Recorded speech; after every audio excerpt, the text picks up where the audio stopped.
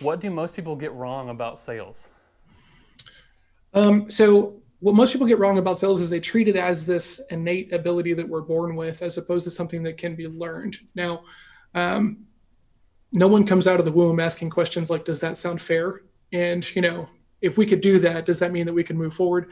So these are learned questions. These are learned skill sets. And so because of that, when you have a strong why and you know why it's important and you've got some measurability in place, this suddenly becomes approachable for people when it wasn't before. So it's not a wizard like state. You can't make someone say yes. And people promote this idea in our culture about salespeople, which leads to the disillusion about what is really going on here. And what I have found is that we just have to kind of dial that back, right? And the more we can spread that idea, the better off everybody is, right, on both sides of the table. No, it's good. Yeah, I definitely feel, on our end, when I got started, I am the sales guy and the marketing guy and I'm in all things, right? And then some people try to put themselves not in that category because like, well, I'm just not really a good salesperson, and you don't really have a choice. Yeah. So, is sales a hard job? Is that something that you would consider hard? Yes, right. Because I'm of the firm belief, and I'm sure we'll touch more about this in a second, is that you're never really done improving in sales, Yeah. right? Because when you take a new role, the process is going to change, the way you talk about it changes, your presentation will change, and everything else like this.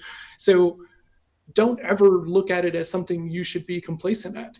Like, it should be a thing that you're constantly looking at. Like, is this idea still serving me? Is it still helping me? Is it still doing the things that I know to be important when I'm in sales conversations?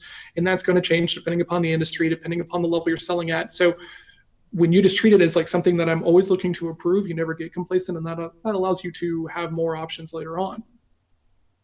Yeah. Would you consider yourself a good salesman?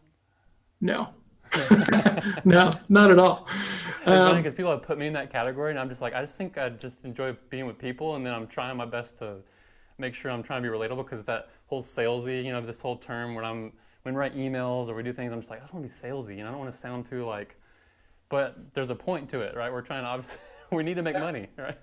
there is a slippery slope of that becoming too much, right? And so then what happens is you end up spending too much time with people, and like, people talk a lot about this idea of deliver value before you make an offer kind of Mm. thing. And there's value to that, but that's marketing, right? So once the salesperson is involved and there's time invested, that information that you're going over could be putting you in a position to where you actually hurt yourself more than you help yourself.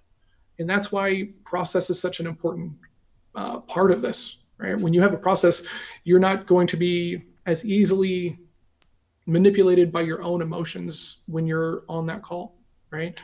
Um, and that's like a whole other segment. But the better your process is, and the more you practice at it, the easier it is to stay within it. When you don't have that stuff, you're going to talk about anything and go off track. And how do I feel about the thing that they just said, and everything else like this.